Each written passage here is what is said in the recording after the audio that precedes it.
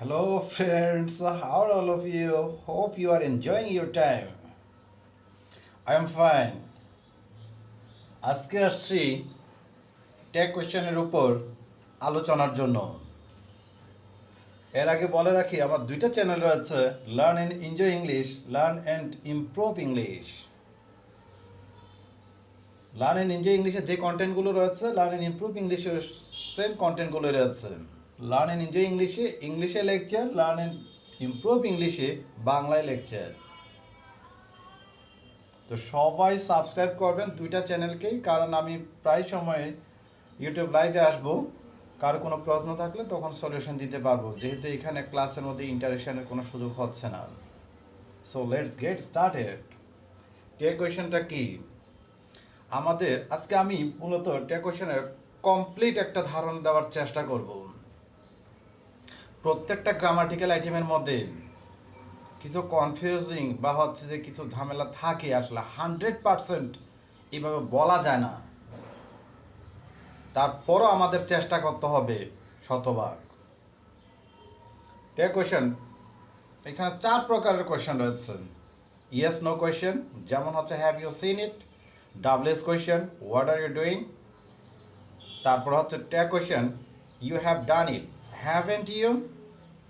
আরেকটা হচ্ছে embedded question, যেমন হচ্ছে do you know where he lives. এখানে মূল কোয়েশ্চেন প্যাটার্নটা হচ্ছে হোয়ার হি লিভস, এটাকে এমবেডেড, EMBEDDED এমবেডেড কোয়েশ্চেন বলা হয়। ট্যাগ কোয়েশ্চেন কি, হোয়াট ইজ ট্যাগ কোয়েশ্চেন?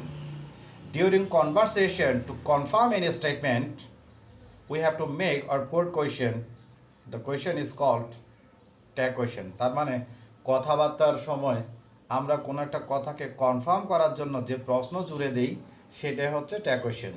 যেমন বললাম যে রাহি একটা ভালো ছেলে, Rahi is a good boy, isn't he, সে ভালো ছেলে নয় কি? এভাবে হ্যাঁ থাকলে না দিয়ে ট্যাগ কোয়েশ্চেন করা, আর হচ্ছে না থাকলে হ্যাঁ দিয়ে, এইভাবেই।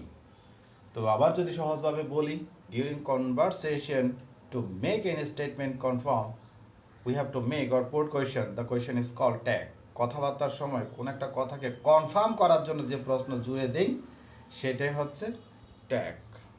আচ্ছা, এছাড়াও যদি বলে যে ট্যাগ কি, হচ্ছে আমরা যখন দূরের পথে ভ্রমণ করি, বাসের মধ্যে গিয়ে লাগেজটা গাড়ির কন্ডাক্টরকে বা হেল্পারকে দিই, বলে যে এটা বক্সে দেন, তখন সে আমাদেরকে একটা টোকেন দেয়, বলে যে ট্যাগ, এই ট্যাগটা নিন। তার মানে কি, সে ওই টুকরো কাগজের দুইটা অংশ থাকে, একটা ব্যাগের সাথে বা লাগেজের সাথে যুক্ত করে, আর একটা প্যাসেঞ্জারকে দেয়। তো ট্যাগ কোনো কিছু জুড়ে দেওয়া, আসলে ওই যে ব্যাগের সাথে জুড়ে দিয়েছে, তো কোনো কিছু জুড়ে দেওয়াটাই হচ্ছে মূলত ট্যাগ। আচ্ছা, তো আমরা এখানে কিসের ট্যাগ কোয়েশ্চেন? তাহলে আমরা যে কোনো একটা স্টেটমেন্টের সাথে যে আমি প্রশ্নটা জুড়ে দিচ্ছি সেটা হচ্ছে ট্যাগ কোয়েশ্চেন। ট্যাগ কোয়েশ্চেনের জেনারেল ওয়েতে 5টা রোল রয়েছে, যদিও 5টা রোলটা খুব বেশি ইম্পর্টেন্ট না, কিন্তু 5টা রোল তো জানতেই হবে, ওগুলো না জানলে আবার পরে ওগুলো পারবো না। 5টা রোল জেনারেল ওয়েতে আমরা এগুলো শেখার চেষ্টা করবো। এরপর হচ্ছে এক্সেপশনাল, পরীক্ষার মধ্যে এক্সেপশনালগুলোই আসে, তো কাজেই আমরা এক্সেপশনালগুলোর উপর গুরুত্ব দিব সবচাইতে বেশি। ভিডিওটা অনেক বড়ই হবে আশা করি, তারপরও সবাইকে রিকোয়েস্ট করবো ধৈর্য সহকারে দেখার জন্য। প্রথমে যাচ্ছি, আচ্ছা আমি প্রথমে একটু রোলগুলো লিখে ফেলি। রোলগুলো হচ্ছে বলবো যে general, general rule, general rule লিখলাম।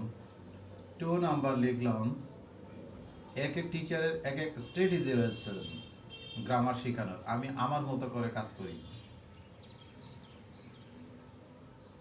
হার্টলি, scarcely, seldom, rare, তারপরে হচ্ছে রেয়ারলি,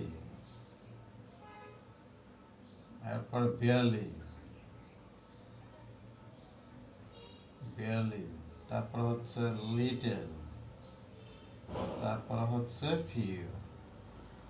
এইসব শব্দগুলো মানে হচ্ছে নট, এগুলো পেলে আমরা ট্যাগের মধ্যে নট লিখবো না, কারণ ওরা নেগেটিভ। যেমন আই হার্টলি গো দেয়ার, আমি সেখানে যাই না, এরকম। তারপরে হচ্ছে নোবডি, nobody, none, neither, তারপর হচ্ছে যে is, either,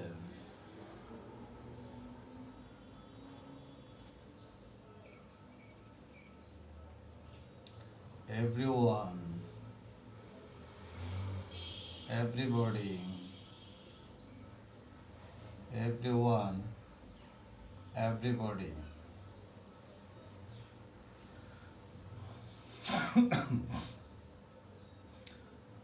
তো এগুলো থাকলেই সাধারণত আমাদের দে ট্যাগের মধ্যে দে দিয়ে কাজ করতে হয়, দে দিয়ে কাজ করতে হবে। আচ্ছা, এগুলো পরে বুঝাবো, আমি প্রথমে স্ট্রাকচারগুলো লিখে নিই। ইম্পারেটিভ, ইম্পারেটিভ সেন্টেন্সে, ইম্পারেটিভ সেন্টেন্সের মধ্যে সবগুলোতে আচ্ছা ইম্পারেটিভ সেন্টেন্স ওখানে বুঝাবো পরে।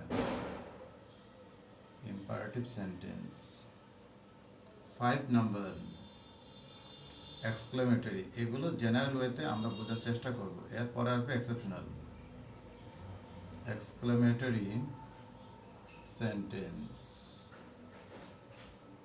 আচ্ছা, তো আমরা প্রথমেই যাচ্ছি ওয়ানের এক্সাম্পলে যাচ্ছি।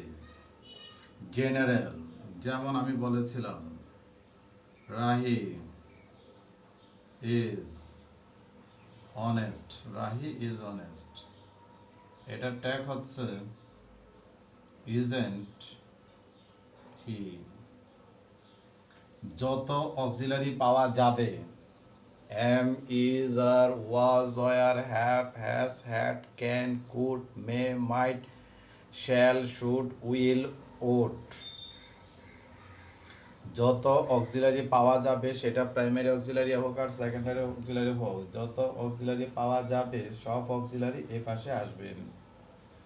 হ্যাঁ থাকলে না হবে, আবার না থাকলে হ্যাঁ হবে, তখন নট লাগবে না। পুরুষ হলে হি হবে, মেয়ে হলে সি হবে, বস্তু হলে ইট হবে, প্লুরাল হলে ব্যক্তি হোক আর বস্তু, সবগুলোর জন্য দে হবে। কয়েকটা শর্ট ফর্মের কথা বলে দিই। শ্যাল নটের শর্ট ফর্ম হচ্ছে, শ্যাল নটের শর্ট ফর্ম শ্যান্ট, উইল নটের শর্ট ফর্ম ওন্ট, ক্যানটের শর্ট ফর্ম হবে ক্যান। পেছনে যেতে এমনি এন রয়েছে আর এন দেওয়ার দরকার নেই। এই তিনটা ছাড়া অন্য যে কোনোটার ক্ষেত্রে অক্সিলারি তারপরে এন অ্যাপোস্ট্রফি টি দিলে শর্ট ফর্ম হবে। আচ্ছা, তাহলে আমরা শিখলাম কি, যত অক্সিলারি রয়েছে am, is, are, was, are, have, has, had, can, could, may, might, shall, should, will, would, must, যত অক্সিলারি আসবে সবগুলো এই পাশে যাবে। এখানে হা থাকলে এখানে না হবে, এখানে না থাকলে এখানে না হবে না।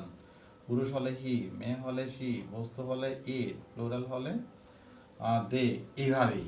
আচ্ছা, এবার যদি বলি যে হ্যাঁ মেইন ভার্ব হলে কি হবে, যেমন Rahi likes, Rahi likes it, আমরা এটাকে নেগেটিভ করতে গেলে ডাজ আসে, ডাজেন্ট আসে। তো আমি এখানে লিখব doesn't, doesn't he, doesn't he.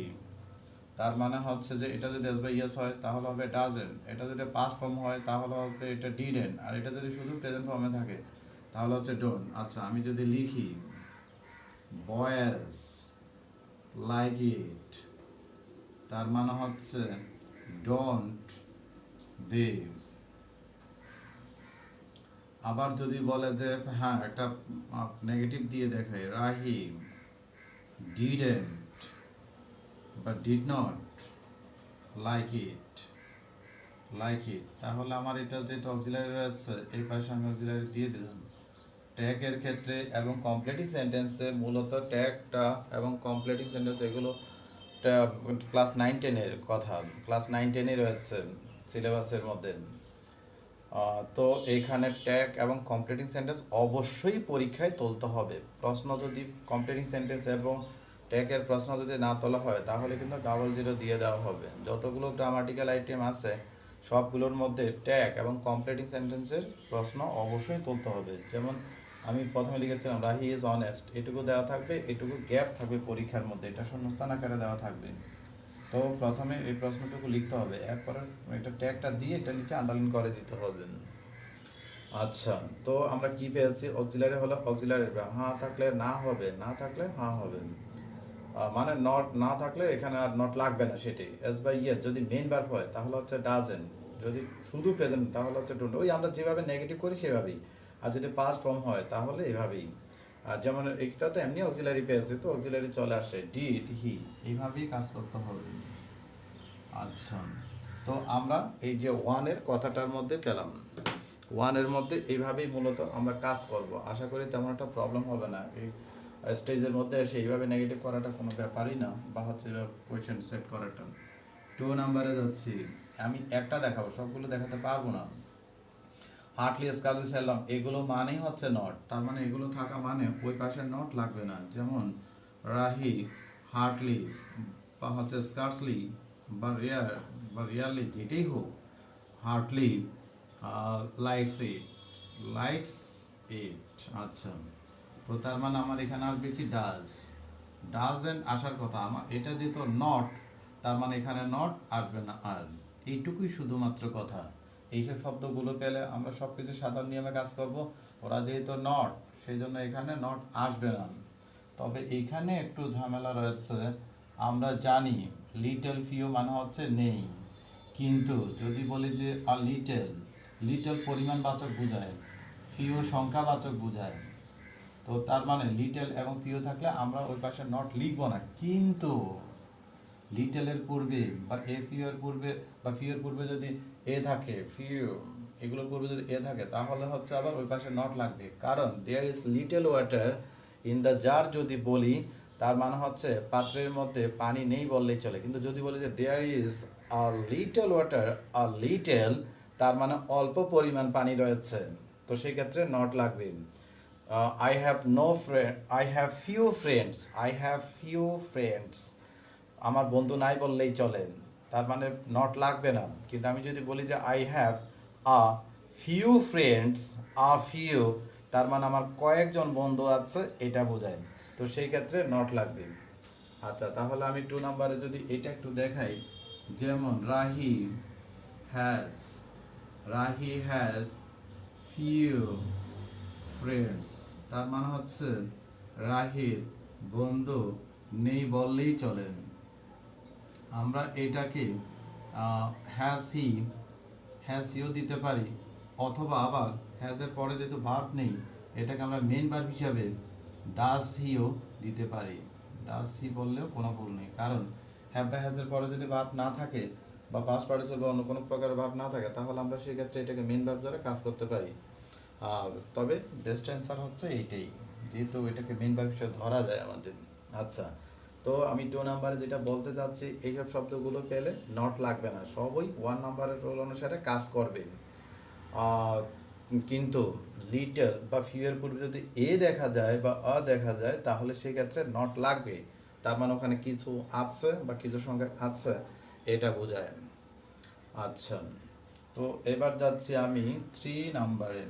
আমরা খুব ক্লিয়ার এবং খুব সহজভাবে বোঝার চেষ্টা করব। এক্সাম্পলগুলো আমি লেখার সাথে সাথেই আমরা লিখে ফেলব, তাহলে আমাদের বুঝতে সুবিধা হবে। যেমন এখন 3 নাম্বারে যাচ্ছি, এইসব শব্দগুলো পাওয়া মানে প্রথমে দে লিখতে হবে।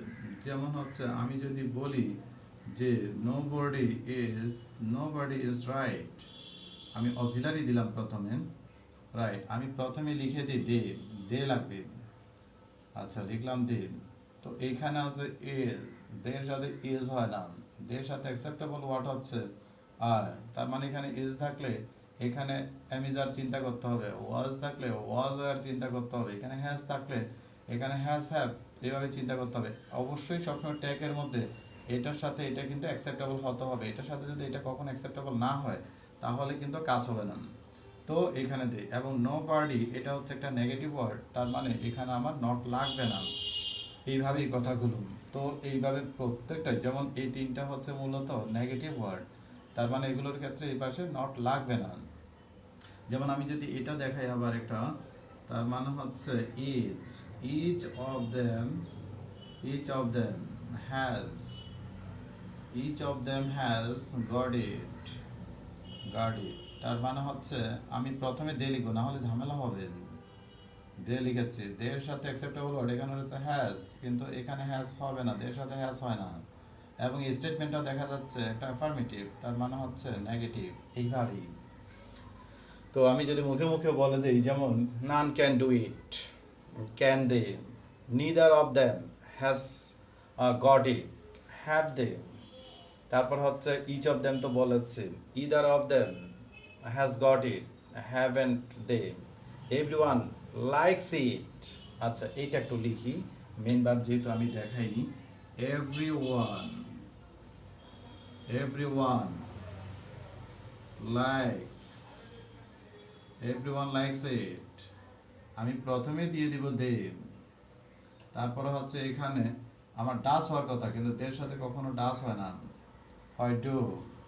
এবং এটা যেহেতু অ্যাফার্মেটিভ, তার মানে আমি বললাম এটাকে নেগেটিভ, ডোন্ট দে, এইভাবেই। তো এভরিবডির ক্ষেত্রেও ঠিক একইভাবেই কাজ হবে। আশা করি বুঝতে তেমন একটা সমস্যা হবে না, বারবার দেখতে হবে। এইটুকু দেখাতে গিয়ে অলরেডি 15 মিনিটস হয়েছে, যেহেতু আমি একটা ক্লাসের মধ্যে টোটাল শেষ করতে যাচ্ছি। কারণ অনেক সময় পার্ট 1 পার্ট 2 করলে অনেকেই মনে করে যে হ্যাঁ এটা একটু বিশাল হয়ে গিয়েছে আসলে ধৈর্য। তো যেভাবে হোক আমি 35 মিনিটস বা 40 মিনিটসের মধ্যে শেষ করার চেষ্টা করবো। আর আমাদের জেনারেল ক্লাসগুলো তো সাধারণত স্কুল কলেজে 40-45 মিনিটস হয়, তো কাজে কোনো প্রবলেম নেই। আশা করি সবাই একটু ধৈর্য সহকারে দেখতে হবে। ইম্পারেটিভ সেন্টেন্স, ইম্পারেটিভ সেন্টেন্স কীরকম, ভার্ব দিয়ে শুরু হয়। যেমন আমি বললাম যে open the box, open the box. তারপর আবার নেগেটিভ করলাম, don't open, don't open the box. তারপরে বললাম প্লিজ ওপেন, এই প্লিজটা হচ্ছে একটা অ্যাডভার্বিয়াল ওয়ার্ড মূলত, প্লিজ ওপেন দ্য বক্স। আচ্ছা, তারপরে হচ্ছে যে let me open the box, let me open the box.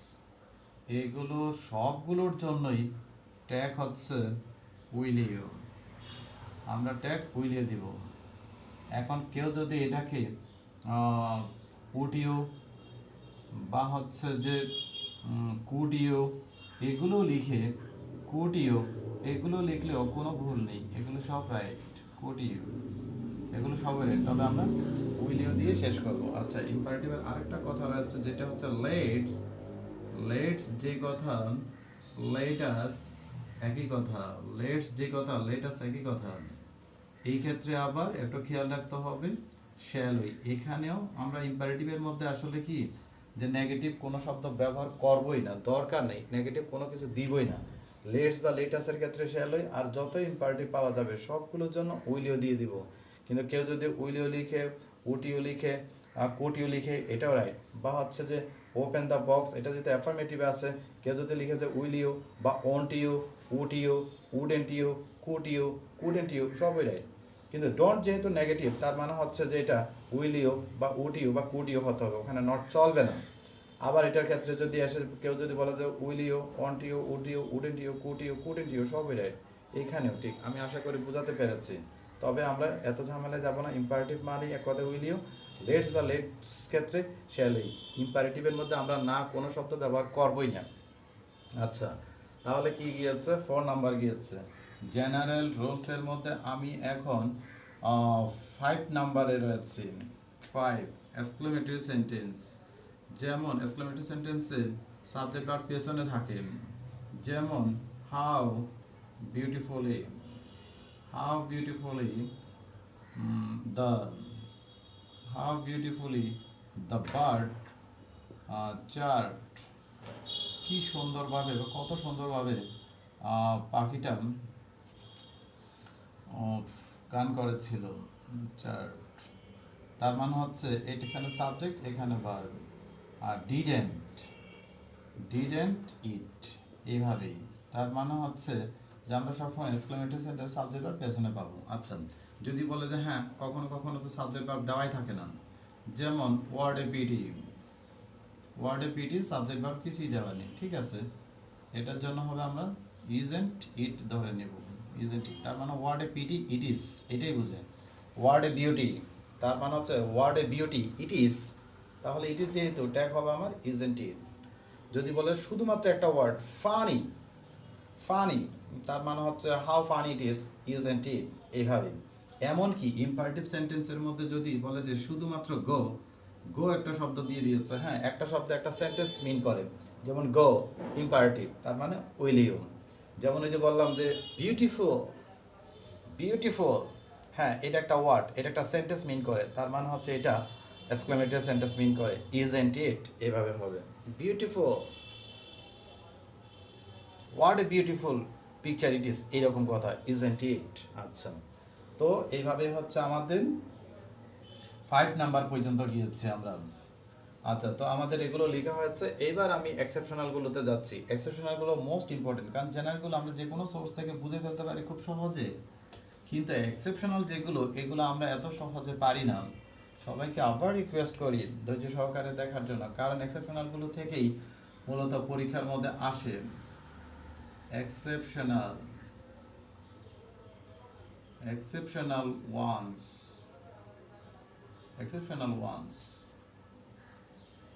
exceptional ones এর মধ্যে আমি দিব না, নাম্বার দিব না, শুধু স্টার মার্ক দিয়ে চালাতে থাকবো। I am fine, সবাই খুব ভালোভাবে গভীরভাবে দেখতে হবে, কোনো যেন ঝামেলা না হয়।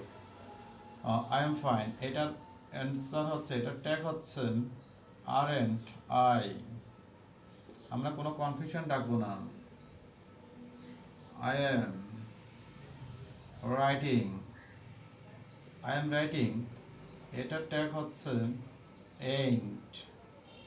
আধুনিক ইংলিশে সবগুলোতে aren't দেয়, কোনো প্রবলেম নেই, কিন্তু আমরা যদি এইভাবে একটু আলাদা করে নিই তাহলে aren't ain't। যদি বলা হয় যে কীভাবে, am এর পরে কোনো ভার্ব নেই, তার মানে am হচ্ছে মেইন ভার্ব, am যখন মেইন ভার্ব তখন হচ্ছে aren't I, am এর পরে ভার্ব রয়েছে তার মানে am হচ্ছে অক্সিলারি ভার্ব, am যখন অক্সিলারি ভার্ব তখন হচ্ছে ain't, am এর পরে ভার্ব নেই, am মেইন ভার্ব, am যখন মেইন ভার্ব aren't, am এর পরে ভার্ব রয়েছে, am যখন অক্সিলারি তখন হচ্ছে ain't। আচ্ছা, তারপর হচ্ছে the mother rose বা rises, rose rising, এরকমই কথাটা। এটা ট্যাগ হচ্ছে didn't eat, তো এখানে মাদারের ক্ষেত্রে ইট কেন সি না হয়ে, একটা কথা বলে রাখি, রাইস বা রাইজেস হলে এখানে হতো ডাজেন্ট, আর রোজ যেহেতু সেখানে ডিডেন্ট। আমরা যখন দেখব যে এখানে রাইস বা রোজ রয়েছে, তখন এখানে mother, father, brother, sister, cow, beast, Fox এগুলো থাকলেও আমরা তখন এটাকে ওই পার্সন হিসেবে না ধরে ওই লোকের বা ওই প্রাণীটার বৈশিষ্ট্য ধরে নিব। যেমন the mother rose in her মানে হচ্ছে তার মধ্যে মায়ের বৈশিষ্ট্য আসছে, এই মাদার মানে হচ্ছে এখানে এটা একটা অ্যাডজেক্টিভ, মূলত ক্যারেক্টারিস্টিক্স অফ মাদার মানে হচ্ছে মায়ের বৈশিষ্ট্য, মানে মায়ের অ্যাফেকশন, মায়ের ভালোবাসা, মায়ের স্নেহ, এটাই। যদি বলে the father rose in her, তার মানে ওটা ফাদারকে বোঝাচ্ছে না, ফাদারের বৈশিষ্ট্য, দ্য ক্যারেক্টারিস্টিক অফ ফাদার। যদি বলে যে এখানে ফক্স আছে তাহলে হবে ডিডেন্ট ইট। ফক্স মানে কি, এখানে শিয়ালের বৈশিষ্ট্য মানে কি, খুব বেশি চালাক, নেগেটিভ সেন্সে ব্যবহৃত হয়। যদি বলে যে the cow rose in her, তার মানে তার মধ্যে গরুর বৈশিষ্ট্য আসছে। যদি বলে যে হ্যাঁ গরুর বৈশিষ্ট্য আবার কীরকম, হ্যাঁ গরুর বৈশিষ্ট্য হচ্ছে ঢু মারা। তো সেভাবে কোনো মানুষ দেখা যায়, অনেক সময় আমরা দেখেছি যে কোন একটা খেলার মধ্যে ফ্রান্সের সাথে, আমি ঠিক বলতে পারবো না কোন একটা দেশের খেলার মধ্যে জিনেদিন জিদান অন্য একটা প্লেয়ারকে বুকের মধ্যে দুইবার করে ঢু মেরেছিল। তার মানে এটা হচ্ছে যে একটা, আমি এখানে জিনেদিন জিদানকে নেগেটিভ বলছি না, হয়তো সে সেন্টিমেন্ট কন্ট্রোল করতে পারেনি, তো সে ঢু মেরেছিল, তার মানে এটা হচ্ছে একটা গরুর বৈশিষ্ট্য। আচ্ছা, সরি ফর দ্যাট যদি এটা কোনোভাবে নেগেটিভে যায়। আমি একটা এক্সাম্পল দিতে চেয়েছি যে মানুষের মধ্যে আবার গরুর বৈশিষ্ট্য কীরকম আসে সেটাই।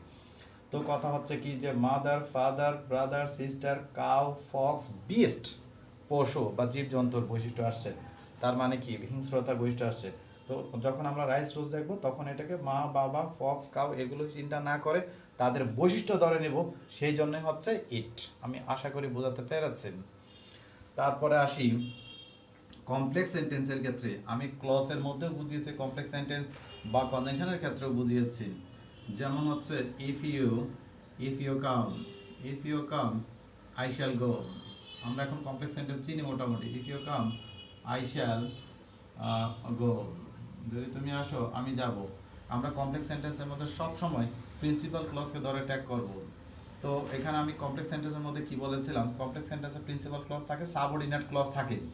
তো সাবঅর্ডিনেটিং কনজাংশন যেমন হচ্ছে ইফ, দো, অলদো, তারপর হচ্ছে ইন কেস, প্রোভাইডেড, দো, অলদো, সিন্স, অ্যাজ, বিকজ, তারপরে আরও অনেক শব্দ রয়েছে। আমরা ওখান থেকে ক্লজটা একটু, এখানে যদি কোনো প্রবলেম হয় আমরা তাহলে ক্লজটা একটু দেখে আসবো, ওখানে মনে হয় 20-25 মিনিটের একটা ভিডিও হয়েছে, কারণ একটু ডিটেলস ব্যাপার। তো আমি বলি এখানে কমপ্লেক্স সেন্টেন্সে আমরা সব সময় প্রিন্সিপাল ক্লজকে ধরে কাজ করব। আমরা জানি subordinating conjunction, relative pronoun who, who is, what that, তারপরে হচ্ছে যে রিলেটিভ অ্যাডভার্ব হচ্ছে কি ওয়েন, ওয়ার, হাউ, হোয়াই, এইসব শব্দগুলো থাকলে আমরা মনে করি যে এটা কমপ্লেক্স সেন্টেন্স, এবং এইসব শব্দগুলো দ্বারা যুক্ত যে অংশটুকু সেটা সাবঅর্ডিনেট ক্লজ। কমপ্লেক্স সেন্টেন্সে প্রিন্সিপাল ক্লজ থাকে, সাবঅর্ডিনেট ক্লজ থাকে। তো আমরা কমপ্লেক্স সেন্টেন্স করার ক্ষেত্রে সব সময় কোনো কোনো ক্ষেত্রে একটু ভিন্ন হবে, জেনারেলি বা সাধারণভাবেই কমপ্লেক্স সেন্টেন্সে আমরা প্রিন্সিপাল ক্লজকে ধরে ট্যাগ করি। কমপ্লেক্স সেন্টেন্সে আমরা প্রিন্সিপাল ক্লজকে ধরে ট্যাগ করি। কারো যদি ক্লজের সমস্যা থাকে তাহলে আমরা ওখান থেকে একটু ধীরে সুস্থে বুঝে আসবো। আমি আবার বলি, কমপ্লেক্স সেন্টেন্সে আমরা সাধারণত প্রিন্সিপাল ক্লজকে ধরে ট্যাগ করি। এই যে প্রিন্সিপাল ক্লজ, কারণ এইদিকে কনজাংশন রয়েছে, সাবঅর্ডিনেটিং কনজাংশন বেশ করে আছে। আমার কথাটা সবাই বোঝার চেষ্টা করতে হবে। এই যে এখন কিন্তু একটা ঝামেলার কথা বলতে যাচ্ছি, কমপ্লেক্স সেন্টেন্সে প্রিন্সিপাল ক্লজকে ধরে ট্যাগ করতে হয়, কিন্তু প্রিন্সিপাল ক্লজের মধ্যে যদি আবার যে এইরকম থাকে, I think, I see, I believe, I hope, তারপরে হচ্ছে যে আই হোপ, আই নো, এইরকম যদি থাকে কথা, যেমন I think that, I think that, I think that he is honest. আমি একটা সেন্টেন্স দেখিয়েছি, সবগুলোর সাথে এই কথাটা কভার করতো। I think that he is honest, এটার ট্যাগ হচ্ছে ইজেন্ট হি। তার মানে হচ্ছে I think that he is honest, বা I see that he is honest, I believe that he is honest, I hope that he is honest, I know that he is honest.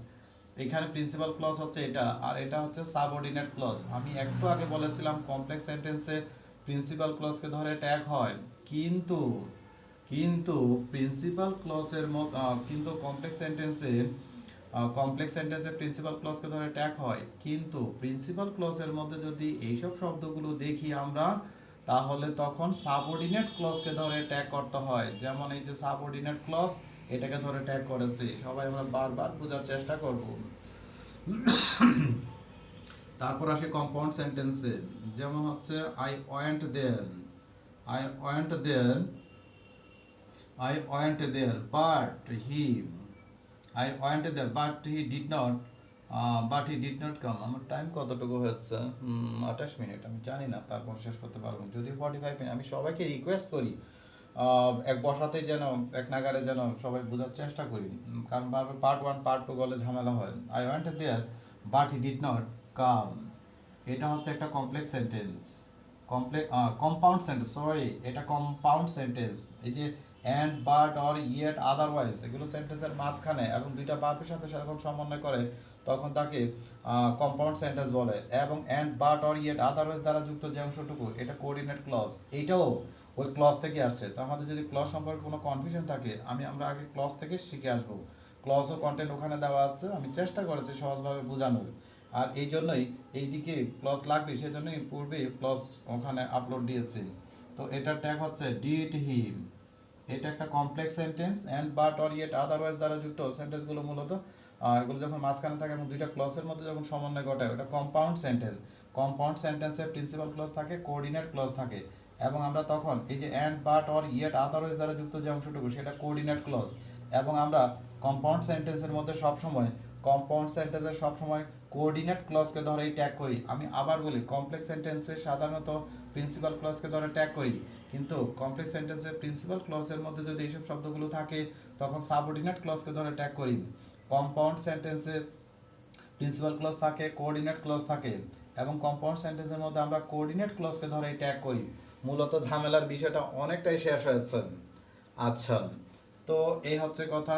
এবার আসি, আরও কিছু কথা রয়েছে। আমি সবাইকে রিকোয়েস্ট করবো বারবার যে একটু ধৈর্য সহকারে সবগুলো দেখার জন্য। আমি আগেই বলেছি, যে কোনো গ্রামার যদি ওইভাবে ভালো মতো কমপ্লিট করে বুঝতে চাই আমাদের একটু পরিশ্রম করতে হবে, একটু ধৈর্য সহকারে দেখতে হবে। তারপরে আসি এখানে, এগুলো মোস্ট ইম্পর্টেন্ট, এগুলো পরীক্ষায় আসেন। as well as as well as well as along with as well as along with together with as well as along with together with accompanied by, এইসব শব্দগুলো যখন accompanied by এইসব শব্দগুলো দ্বারা যখন দুইটা নাউন বা প্রনাউন যুক্ত হয় তখন বাম পাশেরটাকে ধরে কাজ করা হয়। আমি একটা দেখাচ্ছি এখানে, যেমন রিনা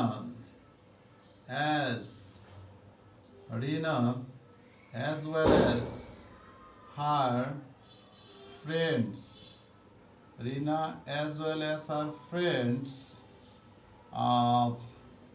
is coming। তার মানে হচ্ছে এখানে isn't, আচ্ছা ইজ দিলে তো বুঝাই গেল যে এটার সাথে হয়েছে। আচ্ছা আমি ইজ দিলাম না, এটাতে আমি কেম বললাম, কেম, তাহলে আর বোঝা গেল না কার সাথে হয়েছে। কেম হিয়ার, এটা ট্যাগ হবে didn't she।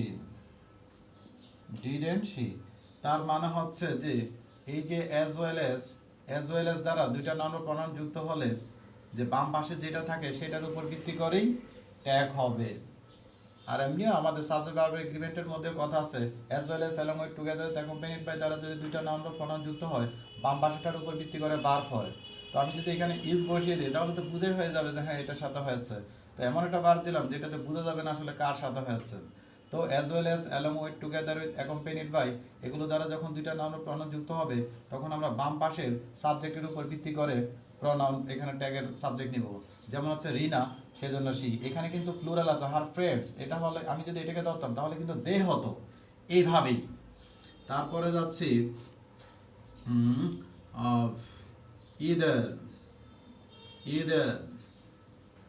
either or, তারপরে হচ্ছে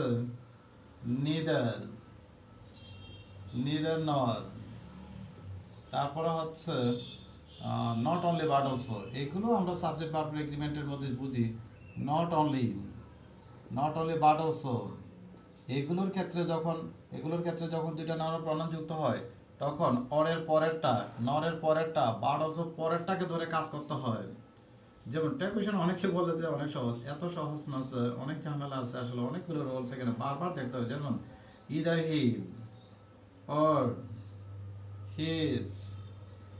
he or his friends, এখানেও দিলাম আমি আবার ওই রকম বার। এখানে যদি আমি আর দিয়ে দিই তাহলে বলবে যে হ্যাঁ এটার সাথে ধরেছে। came here, এটা ট্যাগ হবে didn't they। তার মানে either or, neither nor, not only but also এর ক্ষেত্রে যেমন or এর পরেরটাকে ধরেছি, এটা যদি এখান থেকে হতো nor এর পরেরটাকে ধরতাম, নট অনলি বাট অলসো যদি থাকতো বাট অলসো পরেরটাকে ধরতাম। তার মানে এগুলোর ক্ষেত্রে বাম পাশে ছিল, আর ইদার অর এর ডান পাশেরটা, নরের ডান পাশেরটা, বাট অলসো ডান পাশেরটাকে ধরেই মূলত ট্যাগ করতে হবে। আচ্ছা আমরা আসলে অনেকটাই মোটামুটি শেষের পথে আছি, আমরা একটু টেনশন করবো না, একটু ধীরে সুস্থে এগিয়ে যাই। তারপরে হচ্ছে যে এটা ওইদিকে দেখাইনি। গুড মর্নিং, যত শুভেচ্ছা রয়েছে, good morning, good afternoon, good evening, Eid Mubarak, happy birthday to you, এগুলো সবগুলোর জন্যই হচ্ছে ডোন্ট আই। যদি বলা হয় যে হ্যাঁ ডোন্ট আই কীভাবে, তার গুড মর্নিং মানে কি? গুড মর্নিং হচ্ছে যে I wish you good morning. Eid Mubarak মানে হচ্ছে I wish you Eid Mubarak. তারপরে হচ্ছে যে এইরকম ওই যদি বলে যে ওয়েলকাম, হ্যাঁ ওয়েলকামের ক্ষেত্রে আই ওয়েলকাম ইউ। যদি বলে থ্যাংক ইউ, এটাকে ট্যাগ করলে ওই ডোন্টই আছে। যেমন হচ্ছে good morning, I wish you good morning, তার মানে I wish, don't I welcome you, I welcome present form, don't I thank you, don't এভাবেই। এমনকি বিদায়ের ক্ষেত্রে পর্যন্ত এটাকে যদি আমরা অ্যাসার্টিভ করে হিসাব করে থাকি সবসময় মূলত, যদি বলে যে গুড বাই, তার মানে কি আমরা ওই যে বিট মানে হচ্ছে জানানো, বিট, যেমন উইস্ট, তো বিট, এই গুড বাই মানে কি, I bid you good bye, আমি তোমাকে বিদায় জানাচ্ছি, তাতেও ডোন্ট আই, তার মানে শুভেচ্ছা হোক বিদায় হোক সবগুলোর ক্ষেত্রে ডোন্ট আই। যেমন যদি বলে যে হ্যাভ এ নাইস ডে, হ্যাঁ একটা উইশ জানাচ্ছে, তার মানে হবে ডোন্ট আই। কিন্তু আবার have a cup of tea, have a cup of tea, এক কাপ চা খান, এটা কিন্তু আবার imperative sentence. Have a cup of tea এটা কিন্তু ইম্পারেটিভ সেন্টেন্স, এটা ট্যাগ হবে উইল ইউ। আর হ্যাভ এ নাইস ডে এটা হবে ডোন্ট আই, কারণ হ্যাভ এ নাইস ডে একটা উইশ, আর have a cup of tea একটা প্রস্তাব, ইম্পারেটিভ সেন্টেন্সের মূলত বিষয়। আচ্ছা, তো এই হচ্ছে কথা। এছাড়া যাচ্ছি এবার, আরও আছে হু কেয়ার্স, হু কেয়ার্স এটার ট্যাগ হবে হু কেয়ার্স, এটা ট্যাগ হচ্ছে ডু দে। যদি বলে যে কিভাবে হলো, হু কেয়ার্স এটা ট্যাগ হবে do they. Who does not care এটা হবে ডোন্ট দে। যদি বলে যে কিভাবে, হু কেয়ার্সের যদি আমি অ্যাসার্টিভ দিয়ে ঘুরে আসি, হু কেয়ার্সের অ্যাসার্টিভ হচ্ছে নো বডি কেয়ার্স। তো নো বডি কেয়ার্সকে যদি আমি কাজ করতে চাই, বডির জন্য প্রথমে আমাকে দে লিখতে হয়। তো এখানে আছে ডাস, দের সাথে ডাস হয় না, হয় ডু। এবং নো বডিতে যেটা নেগেটিভ, তার মানে এখানে আর নট লাগবে না। এই হু কেয়ার্স হু ডাজেন্ট কেয়ার আমরা মূলত অ্যাসার্টিভ দিয়ে ঘুরে আসি। তো আমি বলেছিলাম আবার হু ডাজেন্ট, সবাইকে রিকোয়েস্ট করি, ভিডিওটা একটু বড় হচ্ছে কিন্তু রিকোয়েস্ট করি সবাই যেন ধৈর্য সহকারে দেখেন। হু ডাজ নট কেয়ার, তার মানে এটার ট্যাগ হবে আবার ডোন্ট ডে। যদি বলা হয় যে কিভাবে হয়েছে, হু ডাজ নট কেয়ার এটার অ্যাসার্টিভ হচ্ছে everybody cares, everybody cares, everybody cares. তো এভরিবডি কেয়ার্সকে যদি আমি করি, বডি মানেই তো প্রথমে আমি দিয়ে ফেললাম, তো এখানে হচ্ছে ডাস, দের সাথে ডাস মানে হয় ডু, এবং এটা যেহেতু অ্যাফার্মেটিভ তার মানে এটা নেগেটিভ। এইভাবেই হু দিয়ে যদি ইন্টারগেটিভে থাকে আমরা এটাকে ডু দে, এবং হু কেয়ার্সের মধ্যে বা who knows do they, who does not know don't they, এইভাবে ট্যাগ করব। এবং এটা কিভাবে আমরা অ্যাসার্টিভ দিয়ে ঘুরে আসব। আচ্ছা, এবার যাচ্ছি ইয়েতে, the team played well, the team played well collective noun সবসময়, এটা কালেকটিভ নাউন সবসময় ইট ধরে কাজ করবো আমরা। The team played well, didn't it, হ্যাঁ অনেকে বলতে পারেন যে এটা বোঝানোর কি হয়েছে, এটাতে একটু ঝামেলা আছে, সেই জন্য এটাতে তেমন প্রবলেম হয়নি। আমরা কালেকটিভ নাউনকে সবসময় ইট ধরে করবো, কিন্তু কালেকটিভ নাউন যদি কখনো বিভক্ত বোঝায়, দেখা যাচ্ছে তো, হ্যাঁ যাচ্ছে, the team goat divided, the team goat divided, টিমটা বিভক্ত হয়ে গিয়েছে, তখন হবে ডিডেন্ট, দে। তার মানে হচ্ছে কালেকটিভ নাউন যখন সমষ্টিগতভাবে বোঝায় বা একত্রিত রয়েছে এমন বোঝায়, তখন এটার প্রনাউন হবে ট্যাগের মধ্যে বা সাবজেক্ট হবে ইট। কিন্তু কালেকটিভ নাউনকে যখন যদি বলে ভেঙে গিয়েছে, এটাকে নাউন অফ মাল্টিটিউড বলা হয়, যখন কালেকটিভ নাউনকে বিভক্ত বোঝায় তখন এটার প্রনাউনটা হবে বা হচ্ছে ট্যাগের সাবজেক্ট হবে দে ওখানে। এইভাবেই আমি আবার বলি, কালেকটিভ নাউন একত্রিত রয়েছে ই, কালেকটিভ নাউন ভেঙে গিয়েছে বোঝাচ্ছে, তখন এই কালেকটিভ নাউনের ট্যাগ আসবে বা সাবজেক্ট আসবে এইখানে দে, এইভাবেই। আচ্ছা, আর বেশি নেই, আর দুই একটা কথা রয়েছে। ও আমার এটা মনে ঠিক মতো দেখা যায়নি, আমি আর একটু দেখানোর চেষ্টা করি। এই যে ডিডেন্ট দে হবে। আচ্ছা, তো আর কয়েকটা মাত্র রুলস রয়েছে, এগুলো আমরা একটু ভালো মতো ধীরে সুস্থে দেখে বোঝার চেষ্টা করব। প্রত্যেকটাই গুরুত্বপূর্ণ, প্রত্যেকটাই। আমি একটা কমপ্লিট পিকচার দেওয়ার চেষ্টা করেছি ট্যাকুয়েশনের। এবার যাচ্ছি হচ্ছে যে হি সেড, ন্যারেশনের ক্ষেত্রে he said you have done it, এইখানে সে কোটেশন মার্ক শুরু হচ্ছে, এইখানে কোটেশন মার্ক শুরু হয়ে এই স্পিচটার মধ্যে, রিপোর্টেড স্পিচটার মধ্যে ট্যাগ হয়ে গিয়েছে, রিপোর্টেড স্পিচের ভিতরে এখান থেকে এখানে এই কথাটার মধ্যে আবদ্ধ, তার মানে আমার ট্যাগ হবে এই রিপোর্টেড স্পিচের উপর ভিত্তি করে। তার মানে haven't you.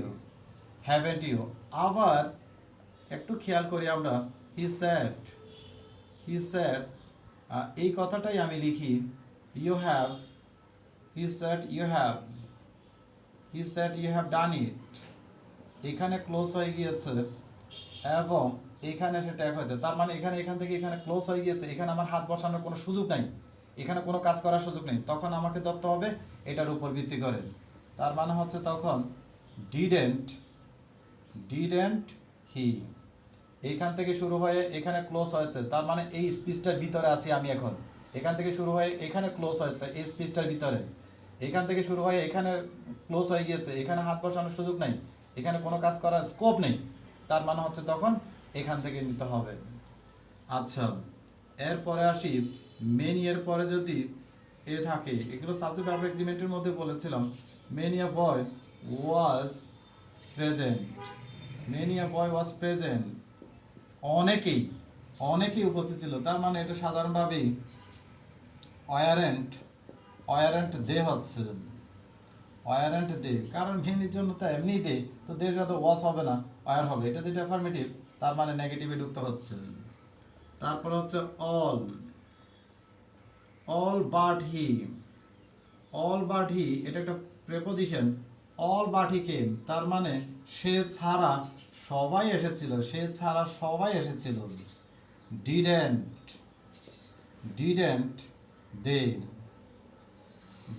They, but he, all but he, সে ছাড়া, সে ব্যতীত সবাই এসেছিল, ডিডেন্ট হি। আচ্ছা, তারপরে হচ্ছে যে মোটামুটি সবই এখানে কভার করা হয়েছে, তেমন একটা আর প্রবলেম হওয়ার কথা নয়, মূলত সবই কভার করেছি। তারপরও লাস্ট ওয়ান একটা দিয়ে শেষ করতে চাচ্ছি, লাস্ট ওয়ান ওখানে গুড বাই, গুড নাইট এগুলো বলা হয়েছে, হ্যাপি গুড নাইট এটা বলা হয়েছে, তারপরে হচ্ছে যে এখানে এটা দেওয়া হয়েছে, বা হচ্ছে যে এখানে কালেক্টিভ নাউনের বিষয়টা দেওয়া হয়েছে। তো মূলত এইভাবেই আর কি সব কথাগুলো, এছাড়াও প্রবাদগুলো যদি থাকে তাহলে ওগুলো তো ওইভাবে হয়ে থাকে, ইজেন্ট ইট দিয়ে হয়ে থাকে, যেমন honesty is the best policy, isn't it, এইভাবেই। তো দ্যাটস অল, আর তেমন একটা প্রবলেম হওয়ার কথা নয়। এছাড়াও দুই একটা কনফিউজিং কথা থেকে যায়, যেমন ওয়ান দিয়ে কখনো কখনো দেখা যাবে ওয়ান ক্যান ডু ইট, তো আমরা ওই ক্ষেত্রে ক্যান্ট হি বা ক্যান্ট ওয়ান লিখতে পারি। আমি আগে বলেছি দুই একটা জায়গার মধ্যে একটু প্রবলেম হতো। ও আচ্ছা, এখানে আরেকটু বিষয় বলে রাখি, লাস্ট ওয়ান যেটা বলে যেতাম, সরি, সেটা হচ্ছে দিস বা দ্যাট হলে যদি বলে যে দিস ইজ ফাইন বা হচ্ছে দ্যাট ইজ ফাইন, তাহলে হচ্ছে ইজেন্ট ইট হবে। আমি একটা কমপ্লিট পিকচার দিতে পেরেছি ট্যাগের, আমার নিজের খুব ভালো লাগছে। সাবজেক্ট যদি দিস বা দ্যাট থাকে তাহলে হচ্ছে ইট, আর যদি সাবজেক্ট দিস বা দোজ থাকে, দিস বা দোজ আর ফাইন, তো সেই ক্ষেত্রে হবে আরেন্ট দে। তো এইভাবে আমরা মোটামুটি কাজ করব। আর যদি সময় অনেক হয়ে গিয়েছে, অনেক বড় হয়েছে ভিডিও, তারপরও সবাইকে রিকোয়েস্ট করব ধীরে সুস্থে প্রথম থেকে শেষ পর্যন্ত দেখার জন্য। আমার ক্ষুদ্র জ্ঞানে আমি চেষ্টা করেছি সবাইকে বোঝানোর জন্য।